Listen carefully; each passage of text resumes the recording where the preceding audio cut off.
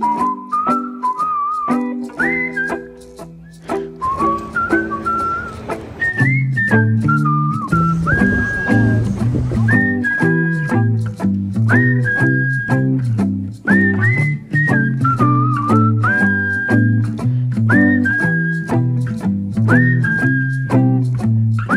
babies! Ito na yung araw kung saan papasyal tayo sa Statue of Liberty na sikat sa buong mundo kung magbivisit ka ng New York.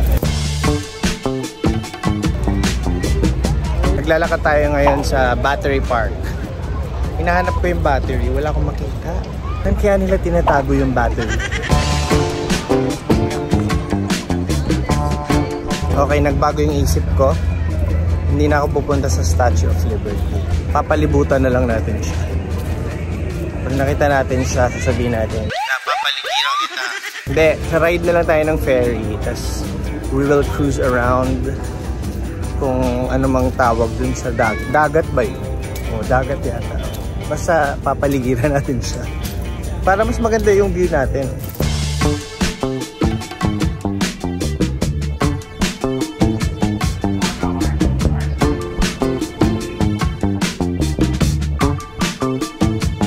Alam ko na yung tawag, Staten Island Ferry. Yun yung sasakyan natin.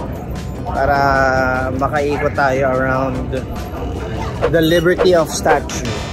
Ay, Statue of Liberty. Ayan, ikuha tayong ticket. Ayan, free yata tong ride na to. Oo, free nga. Let's go.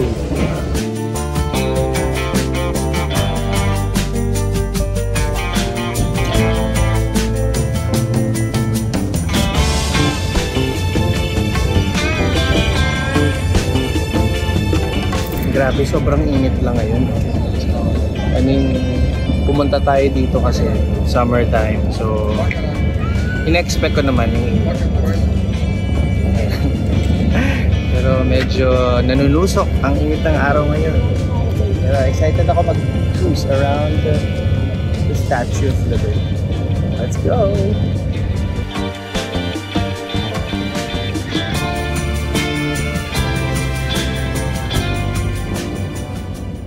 Nag-work ka dito kaya? Oo. Gano'n nakatagal? 7 years na. 7 years. So ikaw yung nakakita ng mga turistang kagaya namin. Nakakasama mo sila. Party ka ng ano nila, masayang journey. Mostly doon sila sa stage.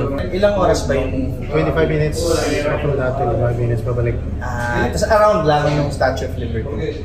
Dumadaan lang tayo, hindi na tayo dumadaan lang. Pero may magandang view naman, malapit. Hindi naman sobrang lapit.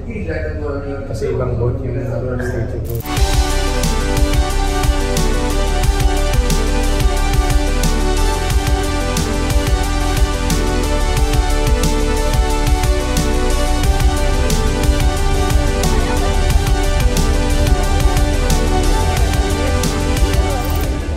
Ayoko na. Solve na ako. Sila na lang.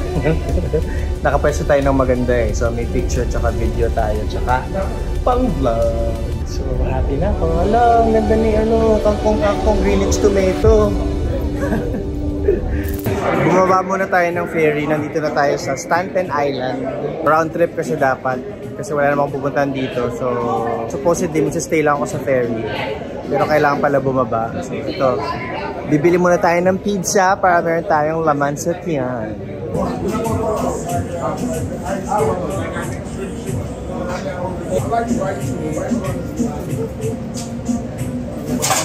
Ang init. Ito na yung pizza natin. May time ba tayo para review? Pero kakagating ko na lang.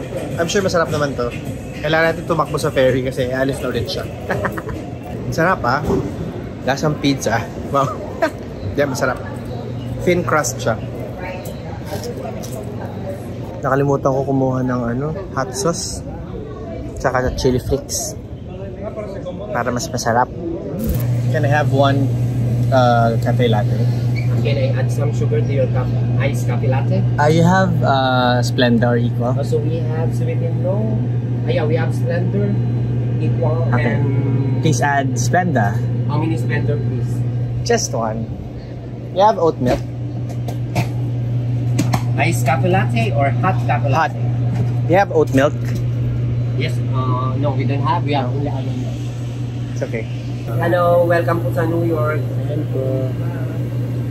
Ito po ang buhay po ng Amerika. Mahirap, trabaho lang. Isa pa, ate pa. Hala, nilibre akong kape. Sir, thank you po. Hi ka ulit, ate Pat. Hello po. Ayan, binigyan ko siya. Nilibre ko siya ng isang hot coffee latte. Thank you. Sige po. Salamat. Ingat po. God bless po. Hi. Nilibre tayong kape. Mga kalahati na. Ang sarap. No joke. Ang lasa-lasa. Ang sarap. Sarap. I like it. Sarap ng cheese. Saka sakto lang yung asim ng tomato sauce. Sarap. Wala no. Ay, nandyan na yung ferry. Balik na tayo dun.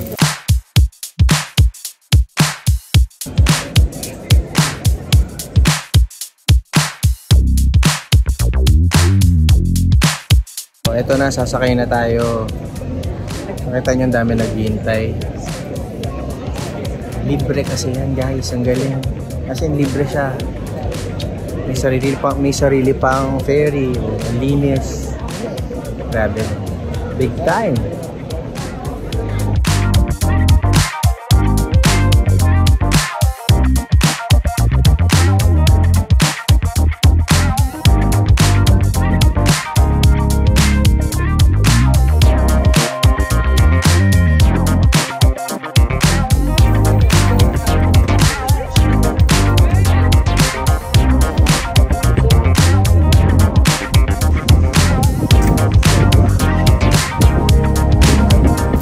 Guys, nakabalik na tayo sa South Ferry Station kung saan tayo nanggaling kanina, and yung naging trip natin around the Statue of Liberty was not that long naman. It's a 25-minute ride from end to end, so 25 minutes papunta doon, tas 25 minutes ulit pabalik. Ayun, ang kagandahan doon ay libre lang kapag sasakay kayo dito sa Staten Island Ferry. So, ang galing lang kasi libre yung sakay mo, napaka-comfortable, bago yung ferry, tapos ang ganda nung kanilang ferry station. Maswerte ng mga taga dito sa New York. Sana may ganyan din sa atin sa Pilipinas. Well, anyway, ayun, at kahit di up close kung nakita yung Statue of Liberty, happy na ako kasi malinaw ko naman siya nakita. And meron akong na-meet na dalawang special na tao today dito sa trip na to. Nakamit ako ng dalawang Pinoy. I'm so happy kasi na-share nila yung story nila, anong life nila dito. And ayun nga, hardworking tayo pag nandito tayo sa, when we go out of the country, talagang we work hard kasi yung baon-baon natin, yung pangarap natin, and we want a good life, a comfortable life para sa family natin. So, thank you for sharing your stories, mga kuya. And ayun, sana po abangan nyo pa yung iba natin mga video. Ito na po tayo matatapos. Please don't forget to subscribe and share this vlog. Kita-kits ulit mga babies. Bye-bye!